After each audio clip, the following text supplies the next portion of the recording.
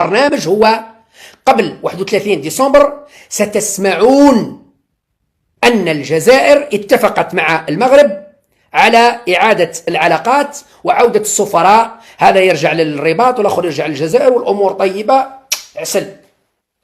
واحد يقول يا بن زديرة هي وانت ضد. لا أنا مش ضد، أنا لست ضد، ولكن بالطريقة الحقيرة المخزية نتاع هبط السروال وانت تصفق وتشطح ما نقبلهاش، ما نقبلهاش. لأنه اللي تعنطر وغلق وطرد السفير وغلق المجال الجوي ودار كل شيء هو ستبون. إذا ما هو المبرر؟ ما هو المبرر الشرعي والقانوني والمنطقي؟